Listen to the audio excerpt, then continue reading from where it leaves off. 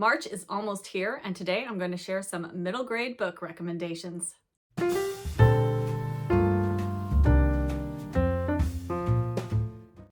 Hello book friends, I'm Jen and welcome to my reading life and welcome to a middle grade March recommendation video.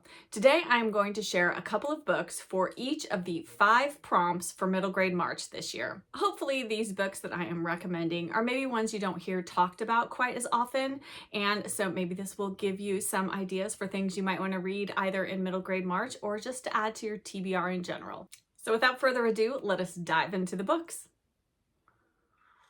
If you aren't aware of Middle Grade March, it is a month-long read-along where you focus on reading middle grade books. It is hosted by Krista at Books and Jams, Katie at Life Between Words, and Amanda at On the Middle Shelf. It is such a fun read-along, and I've been doing it for about 5 years now, and I look forward to it every single year. If you want to see the books that I have picked to read this middle grade March, I will link my March TBR in the cards and in the description box below, so be sure to check that out. But today I'm going to get into some recommendations. So these are all books that I have already read and loved and that I would like to recommend to all of you if you are looking for books to fit into the 5 different prompts for middle grade March. But before we get into the prompts, if you are participating in middle grade March, there is always a group read. And this year there are actually 2 books that they are reading. The first is the classic The Secret Garden by Frances Hodgson Burnett. And then they will also be reading Moon Garden by Michelle A. Berry, which is a sci-fi retelling of The Secret Garden. And while I am not participating in the group reads this year, at least I don't think so. If I have time, I might listen to an audiobook of The Secret Garden. But I wanted to show you my beautiful edition of The Secret Garden that I love so much. And this is illustrated by Tasha Tudor, and it has illustrations both as chapter headings, as well as there are full color illustrations as well. So here is one of the full color illustrations. And then the chapter headings illustrations are black and white, but they're also so lovely. Anyway, if you don't have a copy of The Secret Garden, I think this one is still available, and I will link it in the description box below if you are interested in purchasing this one. And now let us get into my book recommendations for each of the 5 prompts for middle grade March. The first prompt is to read a book by an author with 3 names. And as I mentioned in the intro, I have 2 books for each of the categories. And the first book that I want to recommend as a book written by an author with 3 names is Short by Holly Goldberg Sloan. And I think I talked about this book last year during middle grade March, but this is one of my favorite middle grade books. This is one of those books that just feels very personal to me. It is about a young girl who finds her place by performing in The Wizard of Oz. She's very short, as the title indicates, and so she's cast as a munchkin. And The Wizard of Oz is very close to my heart. I played the Wicked Witch of the West in a children's theater production when I was in high school, and it was one of my very favorite theater experiences. And so The Wizard of Oz is just a show that's very close and personal to me. So this book really spoke to me. It also takes place at the University of Oregon in Eugene, Oregon, which is where I went to college. And so this just felt like the perfect book for me. But aside from that, I highly recommend it. Holly Goldberg Sloan is a wonderful author, and this is such a fun book. It's set over the summertime. They're doing like a summer production of The Wizard of Oz, and it's just about our protagonist, Julia Marks, and it's just sort of her finding her place in the world and finding a little bit of found family, which you do find when you do theatrical productions. And I just loved everything about this book. I found it utterly charming, and it's one I need to reread maybe this summer. And also, if you do like this book, I recommend Holly Goldberg Sloan's one of her other books, which is To Night Owl from Dogfish. And that is sort of a retelling of The Parent Trap with a very modern twist on it. But I really recommend that one as well. It's epistolary, and it's another great middle grade book to read. And then my second recommendation for an author with 3 names is Understood Betsy by Dorothy Canfield Fisher. I just recently read this and absolutely loved it. It was so charming. If you're looking for something a little bit old-fashioned, if you like things like Little House on the Prairie, I think Understood Betsy kind of fits into that same niche. We follow Betsy. She's been living with her aunt, and she's led a very sort of sheltered life, that they keep her very sheltered. They don't let her do much. They're always worried about her getting hurt or sick. And then one of her aunts is actually taken ill, and the other aunt needs to care for her. And so Betsy is sent off to some cousins in the countryside. And she just blossoms by being with them. And I absolutely adored this book. It is one I wish I'd read as a young girl. I just know I would have loved it. But if you want something, I will say this has a little bit of a wintry feel to it. So if it's still winter where you are, if you're still leaning into winter reads, then I highly recommend Understood Betsy. If you just want something heartwarming, this is the book for you. The next prompt is a book with flowers on the cover, and my first recommendation for a book in this category is A Kind of Paradise by Amy Rebecca Tan. And in this one, we follow our protagonist, Jamie Bunn, and Jamie has made a mistake at the end of the school year, and as a punishment, she's being forced to volunteer at the library over the summer. And of course, at first, this seems very much like a punishment to Jamie, but as these things go, Jamie learns to find a place at the library, to make friends, both with the people who work there and with the patrons who frequent the library. And again, this is just another book about kind of finding your place in the world. And I think that is appealing to children of the middle grade age, because it's often a time of change and transition for them as they're heading into those teen years. And I just found this book utterly delightful. It is a book lover's dream of a book. Very, very bookish. So if you want a book that involves books and libraries, then definitely check out A Kind of Paradise. And then my second book that has flowers on the cover, I'm cheating a little bit on this one. It's not actually a real flower, but this right here, this fountain is in the shape of a flower, so I'm counting it. But this book is Regarding the Fountain by Kate Kleiss, and this is just such a unique little book, and it is written in letters and memos, and I think there might be faxes, all different kinds of things. So it's very sort of like multimedia in that way. But the Dry Creek Middle School fountain has stopped working.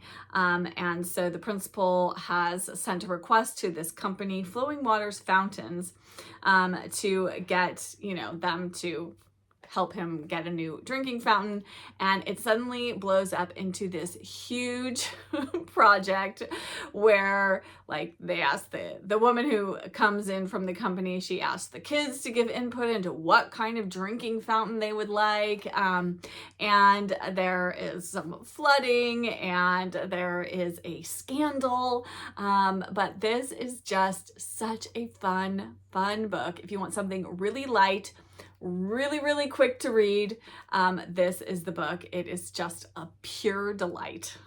The next prompt category is to read a book in a series. It can be the first book in a series, it can be a book in the middle of the series, it can be a book you're going to finish the series with, any book in a series. And I actually am going to recommend 2 series. Both of the series that I'm recommending are actually duologies, although one of them maybe is going to have a 3rd book coming out. I'm not 100% sure. But the first book that I'm going to recommend is actually a book that I think is geared towards younger middle grade readers, and I actually think it would make a fantastic read aloud, and that is Skunk and Badger by Amy Timberlake with illustrations by John Klassen. And this book, I was not expecting to love this book as much as I did, but I was just utterly charmed by Skunk and Badger. And Badger is, sort of stuck in his way. He does important rock work, very important. And Skunk shows up on his doorstep, but nobody wants a skunk, really. I mean, let's be honest. And Badger certainly does not want a skunk. And yet he acquires one. And Skunk upends Badger's life in many, many ways, but it's a great story about friendship, and I just found it so, so charming. Yes, and here is Badger doing his important rock work. I love the illustrations in this. And again, another very slim book. The follow-up to this is Egg Marks the Spot. I didn't love that one quite as much as I love Skunk and Badger, but it was still a very fun read. But I highly recommend these. You can read these almost in one sitting. And again, if you have a young one, even a little one that's maybe slightly below the middle grade age range, I think you could definitely read this aloud. It is so much fun. And then my second duology that I want to recommend is one that I actually learned about from Kate Howe from being in her Kindred Spirits book club that she used to have. And this duology is actually by an author that I love who wrote one of my very favorite children's books. But the duology is Family Grandstand and Family Sabbatical. And this is by Carol Ryrie Brink. She wrote Caddy Woodlawn. That may be what she's most famous for. But this is such a fun series of the Ridgway family, and there are the mother, the father, Susan, George, and Dumpling, and they live in Midwest City where their dad is a college professor, so they live in a college town. Their mom writes mystery novels, and she writes this sort of up in their kind of upstairs, almost attic type room, but they live kind of right on the main street leading up to the college, and football games are really big at this particular university. And so there's lots of pomp and circumstance around the college football games, and you just kind of follow the kids and get to know the family. The first book to me felt a little bit like each of the chapters was kind of a vignette. So you kind of get these little interconnected stories. But in Family Sabbatical, the father takes a leave of absence from the university and the family goes traveling in the south of France. And you get to see them on this fantastic trip that they're taking. And this is a wonderful book that covers pretty much the entire year, but it ends at Christmas time, and it is just so lovely. You get to see them celebrate some very American holidays like Thanksgiving in another country and what that might be like. And I found book 2 just so fantastic. But I definitely recommend you get to know the Ridgways in Family Grandstand. Again, this is very wonderful. I just loved Family Sabbatical even more. And maybe it was because I had gotten to know the family so well in the first book, and then I just loved them being in France. And this is just such a good little duology. I cannot recommend it enough. Then our next prompt is a book that features travel, and you can interpret this however you want. It could be space travel, it could be a road trip, it could be travel to another country, or just travel to another city or another, place near where you live. So I actually decided to pick 2 immigrant stories for this category to recommend to you. And the first one is just one of my very favorite middle grade books of all time, and that is Other Words for Home by Jasmine Warga. And in this, we follow Jude, and she and her mother have had to leave Syria, and she's left behind her brother and her father. I forget who they end up staying with, but they end up in Cincinnati, and this is all about Jude having to acclimate to living in a completely different world from the one she grew up in and from everything that she knew. This is a novel written in verse, and it is just so wonderful. When I first read this, I listened to the audiobook. I highly recommend the audiobook if you enjoy audiobooks. This one is absolutely fantastic, but either way, whichever way you read it, either in print or on audio, I highly recommend this. It is just an important read and just really lovely. And then for my second book featuring travel, I have In the Year of the Boar and Jackie Robinson by Bet Bao Lord.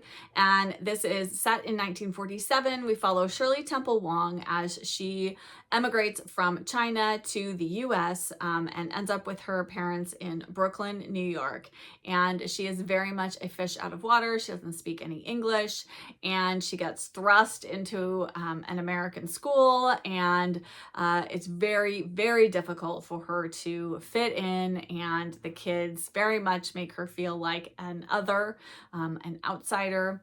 And then she discovers baseball. And because it's the year 1947, Jackie Robinson, who is the star player for the Brooklyn Dodgers, is everywhere. And so Shirley Temple Wong becomes very, very fascinated with him, with baseball. And as a result of this, she makes some friends and again finds her place in the world, and makes her home in the US. And this is all about her figuring out how to do that. And I just loved it. I thought this was really, really wonderful. And my son read this for school actually, and then I read it, and I'm so, so glad that I did. I highly recommend it. And the final prompt is a book written in the 1900s. And for this, I decided to pick a couple of books that were favorites of mine from childhood. And first up, this is actually a series of books that I just adored when I was growing up. But I pulled Ramona Quimby, age 8. I just love this illustration of Ramona on the front. I loved all of the Ramona books. I read every single thing Beverly Cleary had written when I was a kid, and just absolutely adored these. I actually didn't relate that much to Ramona. I feel like I'm probably more of a Beezus than I am a Ramona, but it's just fun to see what Ramona gets up to. She gets up to a lot, and I just think these books, I mean, there's a lot of nostalgia in them for me, obviously, because I read them during my childhood, but I still think they can be very fun today. I think it's fun to read about kids just being kids, and these books give you that. Whether it's the Ramona series, whether it's the Henry Huggins series, or any of her standalone books, I think it is just delightful to read about children being children, and that's what you get with these. And then my final recommendation is probably one of my very, very favorite books from childhood, and that is From the Mixed Up Files of Mrs. Basil E. Frankweiler by E.L. Konigsberg. And this fun old school library edition was given to me by my best friend. It even still has the library, this has come detached from the book, but it still has the library card and the pocket. My best friend is a school librarian, and so she was pulling this one from her shelves, and so she sent it to me, and I'm so excited to have it. The illustrations in this one are just so fun. I'll have to look up who the illustrator is. Here is the bed in the Metropolitan Museum of Art where the kids go, they run away from home. It's a brother and a sister. What are their names? Claudia and Jamie. And they run away from home and they go and live in the Metropolitan Museum of Art. And as a kid, I just found that like so fun. Like just this idea of kids being set loose in this Metropolitan Museum of Art, and they, you know, take coins out of the fountain so they have money to buy food, and they sleep in the beds that are there in the museum. And you know, it's like every kid's kind of fantasy dream of what would happen if you were to run away.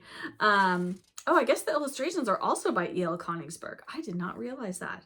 Oh my gosh, look at this one. Here they are in the fountain. Getting the coins so that they have money for food to eat. But again, lots of nostalgia in this one. Oh, I should have said the Beverly Cleary book was written in 1981 or published, and this one was published in 1967. And yes, I definitely recommend both of those if you're looking for books written in the 1900s. I mean, there are hundreds, probably thousands of books you could choose from written in the 1900s. So it's a very broad category, but I just thought I would share a couple of my childhood favorites that I still think hold up today. And those are my middle grade March recommendations. I will be back next week with some recommendations if you are participating in March Mystery Madness, so stay tuned for that. But today, let us chat in the comments all things middle grade March. Do you have any recommendations for books for one or more of the prompts that you think are fantastic? Let's chat about middle grade books. What are some of your favorites? What are books that you recommend to people to read? All things middle grade down in the comments below. And if you are here, but you don't have anything that you wanted to add to the comments, but you want to let me know that you made it this far in the video, because comments really do help my channel, why don't you leave a flower emoji we'll do that since there was a flowers on the cover prompt this year. So any kind of flower that you like, leave that in the comments. And I do love seeing that you were here and you made it this far in the video. And if you did enjoy this video, if you could hit that like button and subscribe if you aren't already subscribed, I would love to have you join my bookish community, and I'll be back with another video very soon. Bye!